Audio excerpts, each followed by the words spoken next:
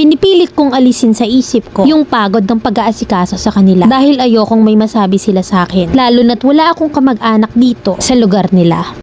I am 24 at may ka-live-in partner. Okay naman yung pagsasama namin dun sa probinsya namin. Nag-apartment kami dahil okay naman yung trabaho niya. Not until kailangan naming umuwi sa kanila. No 14 hours ang biyahe galing sa amin. Magulo ang pamilya niya dahil sa ikalawang karelasyon ng mama niya, which is stepdad niya. Dahil nga sa palagi itong lasing at palamunin. May dalawa siyang kapatid. Yung panganay ay may asawa na at yung pangalawa naman ay nag-aaral pa. At ang partner ko naman ang bunso. Magkakasama kami sa isang bahay maliban na lang dun sa una niyang kapatid. Dumating sa time na sobrang nag-away sila ng stepdad niya. Pinalayas ito ng partner ko dahil sa hindi sila magkasundo. Ngayon naman kami na lang ng partner ko at ang kapatid niyang babae ang naiwan sa bahay. Na ako lahat halos ang gumagawa. Lalo na kapag wala yung partner ko. Masipag ang partner ko sa gawaing bahay kasi yun ang nakasanayan niya. At wala akong problema doon lalo na't day off niya. Maliban na lamang sa atin niyang sobrang batugan. Naiinis ako dahil sa tuwing inuuwi niya yung boyfriend niya dito. Eh halos ako yung nagluluto ng kakainin nila. Nag-aayos sa mga pinagkapihan nila sa umaga na imbis nagigising ako para magkape rin. Hindi. Dahil kailangan kong unahing ligpitin yung mga iniwanan nilang baso na nilalanggam na sa mesa. Na pati na rin sa hugasin ay ako nakatoka. At pati sa pagwawalis ng sahig hindi rin nila magawa. Hindi rin ako makapagtrabaho dahil sa wala nga mag-aasikaso sa bahay. Paulit-ulit ko tong sinasabi sa partner ko at pinagsasabihin naman niya yung kapatid niya. Pero pagkatapos ng 1 or 2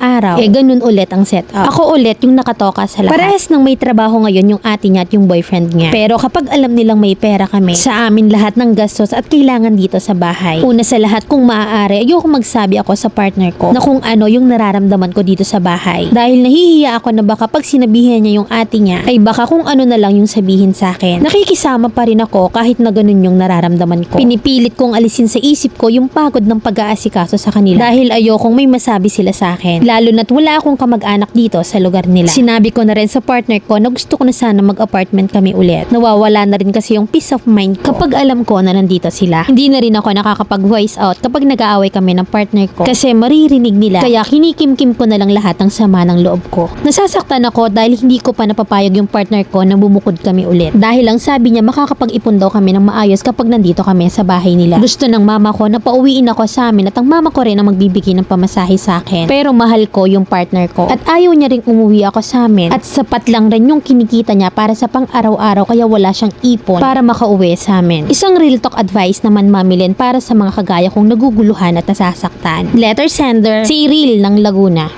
Sigurado ka, partner ka, o katulong? Ang sabi mo, hindi ka makatrabaho kasi walang mag-aasikaso sa bahay. Nakikisama ka kamo, di katulong ka nga. Serbidora, aliping sa gigilid ang papel mo. Imagine, pati pinagkapehan. Nakakamumog ka pa ba sa umaga niyan? Daig mo pang pamilyado, hindi ka makaalis sa sitwasyon. O di panindigan mo na lang ang pagiging katulong sa magkakapatid na yan. Nakakapagod kang irilto kasi sa mama mo nga hindi ka nakikinig. Sa akin pa ba na hindi naman ako yung nag-ire sa'yo? Ngayon wala ka pang anak. Kaya iba yung rason mo. Nag-i-stay ka kasi mahal mo. Ang tanong ko sa'yo, mahal ka ba? O kailangan ka, kaya ka mahal laga? Kasi kung mahal ka, wala ka sa sitwasyong yan. Kapag mahal ka kasi, yes, automatic kailangan ka. Pero kapag kailangan ka lang, disposable ka. Takting pagmamahal yan.